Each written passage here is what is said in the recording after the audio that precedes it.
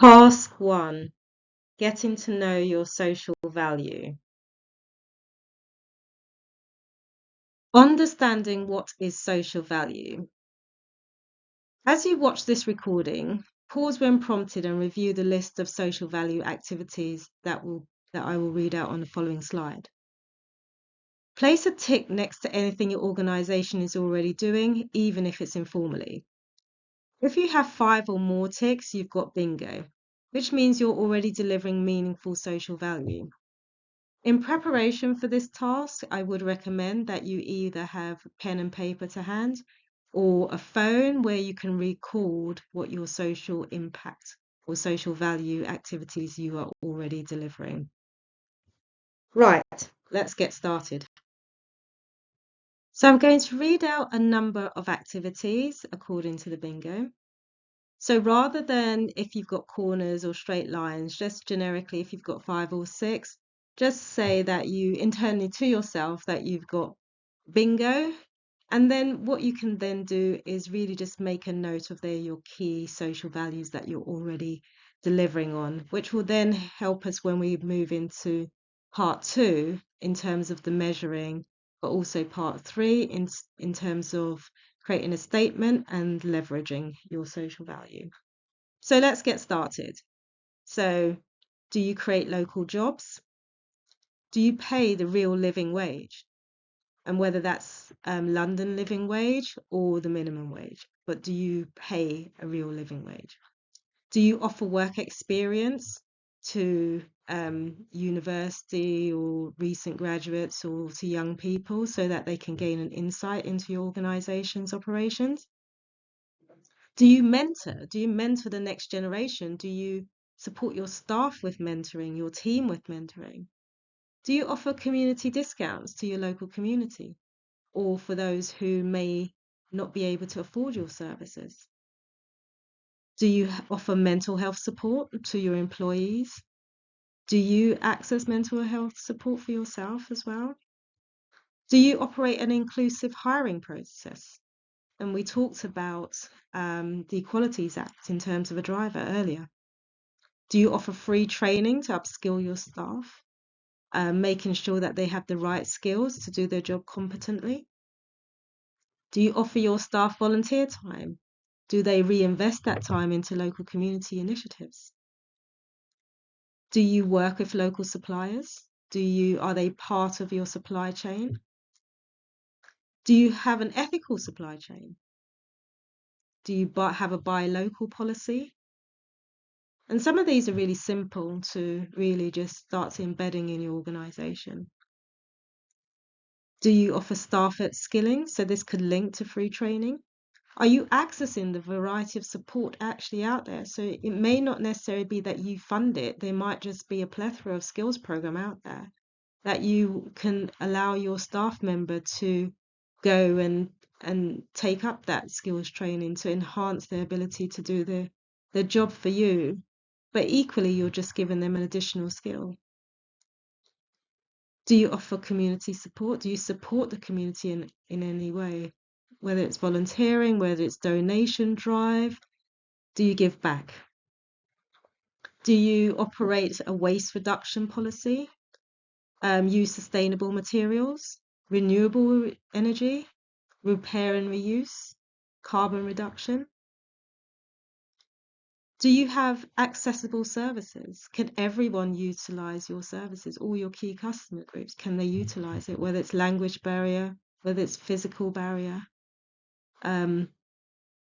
Yeah, is it accessible to your clients and to the public?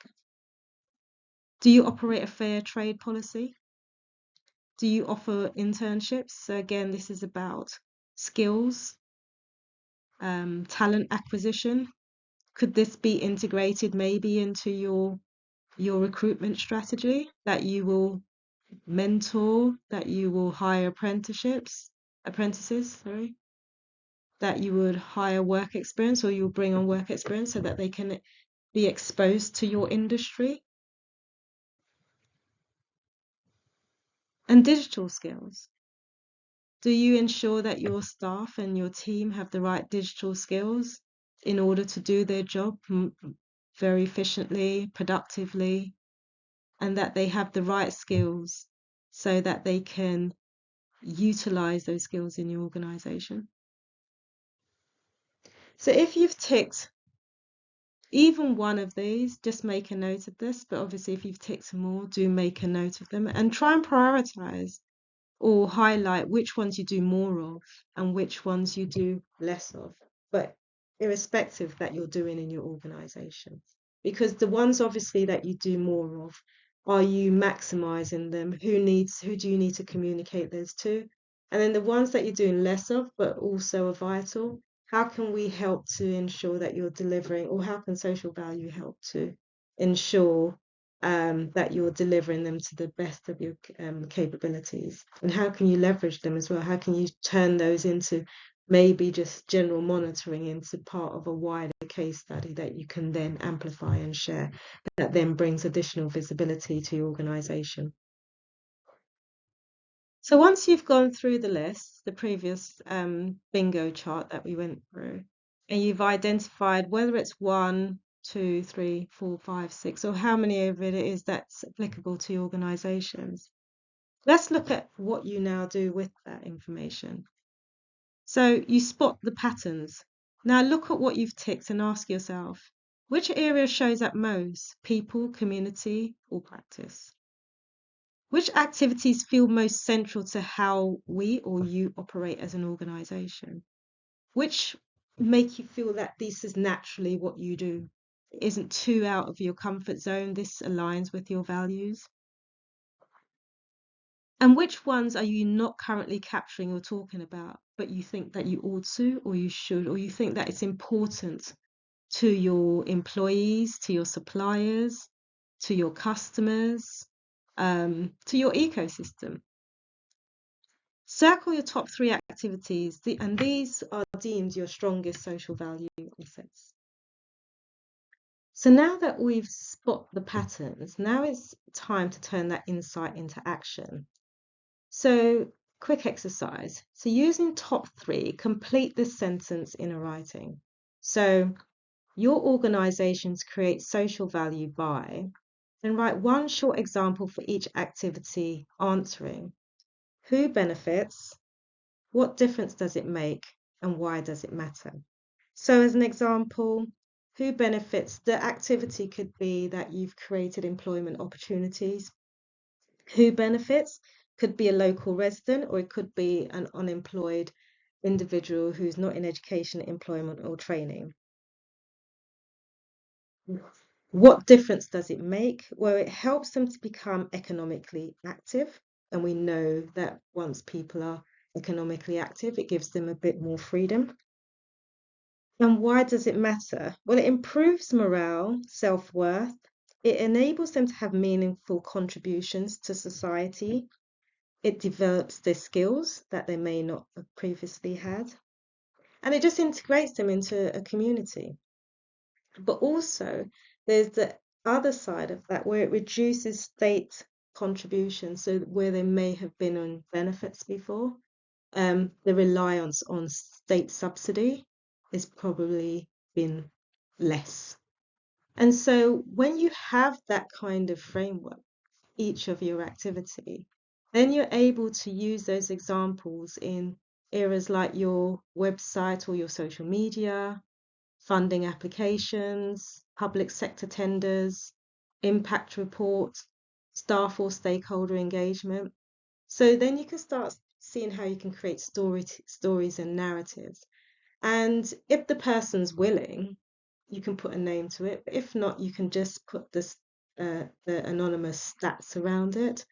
But obviously still have the evidence, and you don't want to overcount your social impact.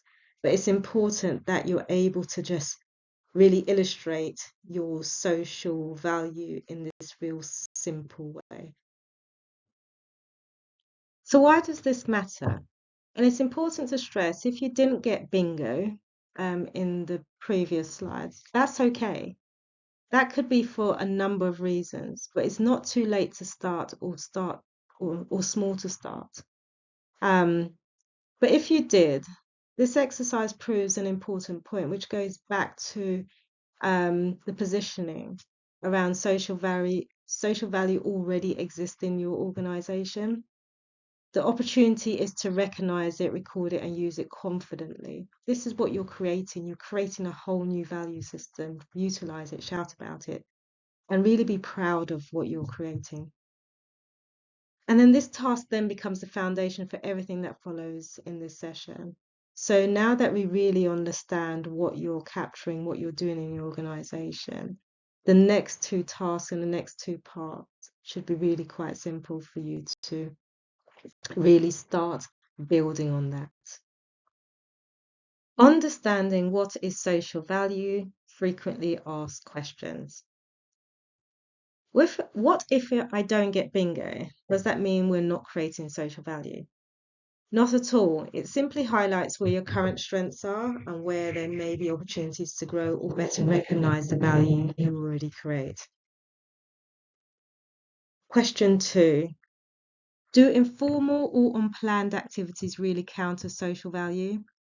Yes, social value often shows up in everyday decisions and behaviors, even if they aren't written into policies or formally recorded. And finally, sorry, what should I do with my bingo results after this exercise?